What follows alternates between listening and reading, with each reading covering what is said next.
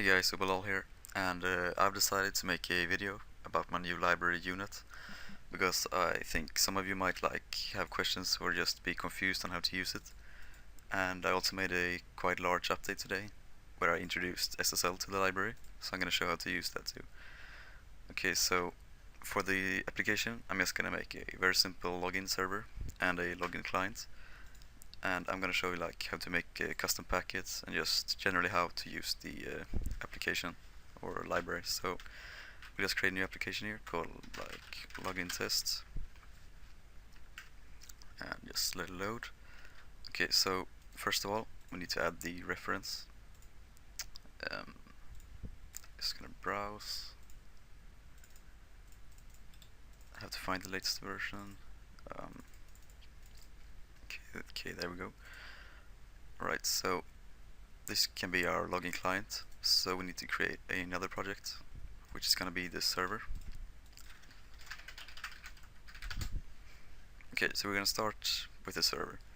Okay, so it's very simple. We just need to import the reference. There we go.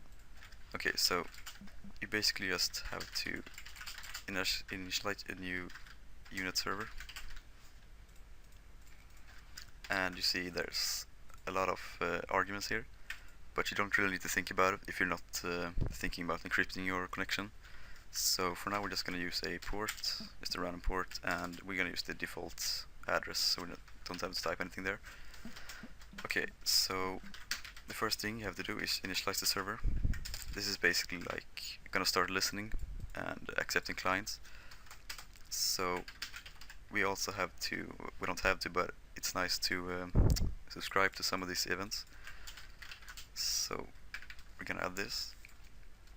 And this event is invoked when a client or peer is connected to the server. So we can just make it say client has connected. I'm just gonna add a read line so it doesn't just close automatically. And we can add on disconnected. Just the same thing as the connected one, but of course disconnected. So when a client is disconnected, this is gonna show.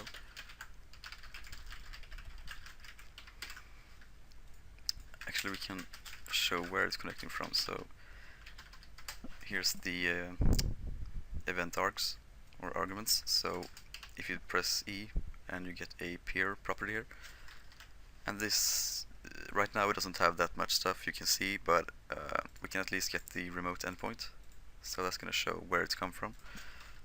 And we can do the same here to show where it's disconnected from.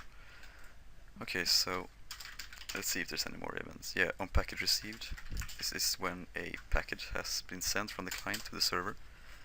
So I'm gonna make a switch here on the packet and the ID. This is basically what defines the packet. So we're gonna make a switch here, and we don't have any packets right now, so we can't really add anything here, but we can actually create our own custom packet right now, and it's very simple to do.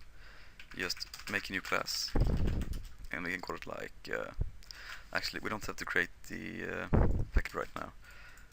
Okay, that's basically all we have to do on the server for now. So we're gonna go on to the client, and here we just create a new client, and we connect it to localhost here with the same port as the server, and you just type connect and it will connect automatically. And the client also has some events. Actually, before we connect, we can add some of the client events. So we have unconnected, which is basically just telling us if we have connected to the server successfully. So we can just type connected server, and we have on disconnected, but I'm not gonna bother writing that out. But we can send on packet sent when a packet has been sent to the server from the client. We can type send X amount of bytes to server. And here you can get the raw packet size from the packet event args, so you use that. Alright, so now we can just connect the client, and we're just gonna pause the console. Okay, so if everything's done right here, we should be able to connect, but I'm gonna make a small delay here first, just so it doesn't like bug or something. And we're gonna just set both to start at the same time. Right, let's see if they connect. Alright, so we see here on the server side that a client is connected from blah blah blah blah, and it says connect to server, and it sent 16 bytes to the server, and the server received 16 bytes. And these first 16 bytes is basically just a handshake packet, making sure that both of the protocols are equal, like the same version and the same amount of custom packets, etc. So there's no like bugs going on or something, just making sure that everything's right. Okay, so now we can create our own custom packet, and we do that by creating a new class. We can just call it like login packet, and we inherit this class right here. It's a auto serialized packet class, and basically what this means is that everything in the packet, when you like send it, it's gonna handle itself. If you use if you use this class as the base, you have to manually like write out every property that you want to serialize into the packet. But if you use the auto serialize, it's gonna do this by itself. And basically the only downside to this auto serialize is that it can't serialize like unusual objects. It can only serialize things that a binary writer can serialize by default. So, but in this case we're just gonna have two strings, a username and a password. Actually we're gonna make them properties. And since these are just two strings, we don't really have to use manual serializing. Also, we have to set the packet ID, and remember, this ID has to be unique. You can't like have the same ID on two packets. That wouldn't be good at all. We just return 0, and by default there are two reserved IDs. You can't use 9998 and 9999. It's just packets that the protocol uses internally, so just don't use those two IDs, but we can use 0 for now. Okay, so this is what we want to happen when the packet has arrived at the server. So we just want to use the reader, binary reader, and this is basically just a it reads the packet. So we can type username equals reader read string, because the auto serialize goes from top to bottom and serializes every value here. So it's going to start with ID, then username, and then password. So then we use password read string.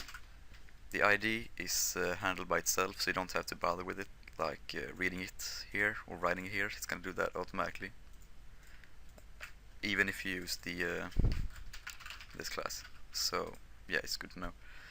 Okay, so now that I have a packet here, we just copy this and we add this into the server as well.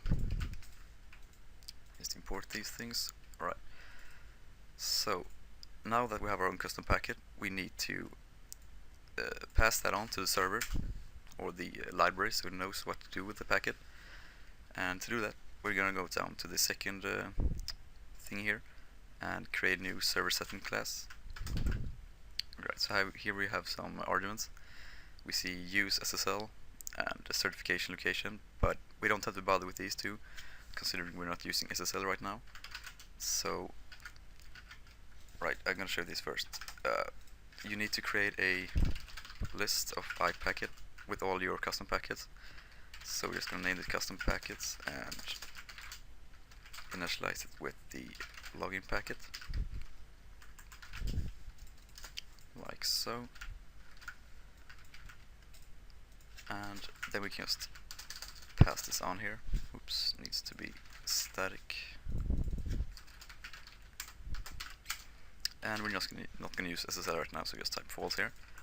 Alright, so now the server knows how to read and what to do with this packet, but we have to do the same thing with the client. So we're gonna create new client settings, and I'm just gonna copy this little thing here too.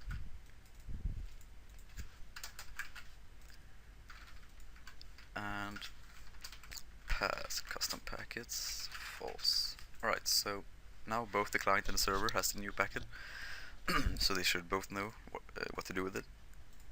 So after the client is connected, actually we can do it on the onConnected event.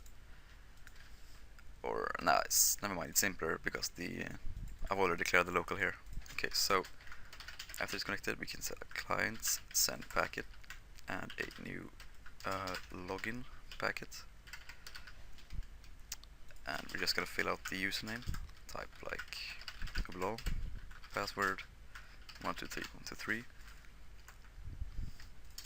Right, that good. So after it's connected, it's gonna send a packet containing a username with the value below and a password with the value 123123. So we decided to have the packet ID 0.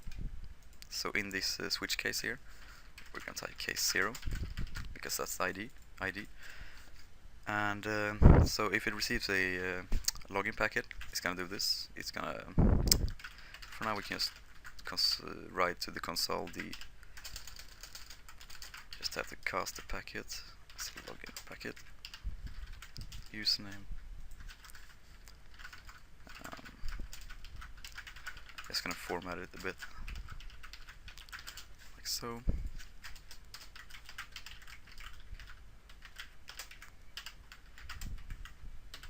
Right, so now that when the server receives the packet, it should write out the username and password.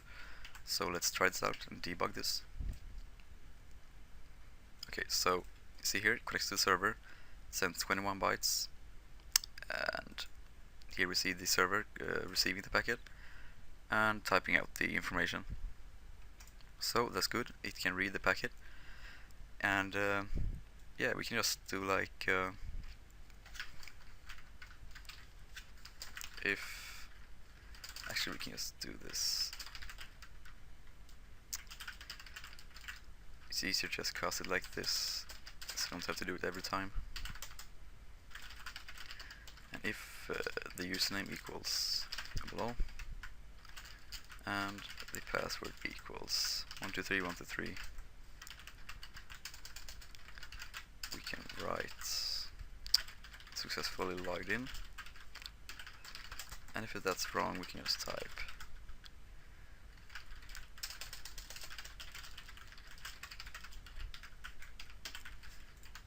Alright, so now we should get a successfully logged in message here. Yep, because it's the right one.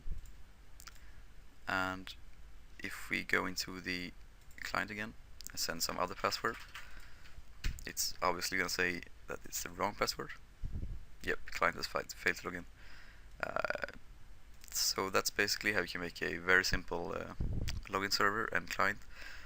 But of course, in a real-like scenario, you would have to send a packet back saying you successfully logged in or something. But this is just, I can't drag this video out for so long. But yeah, this is just the basics. I'm gonna make a video soon on how to enable SSL and like how to create a certificate and how to use it. So yeah, thanks for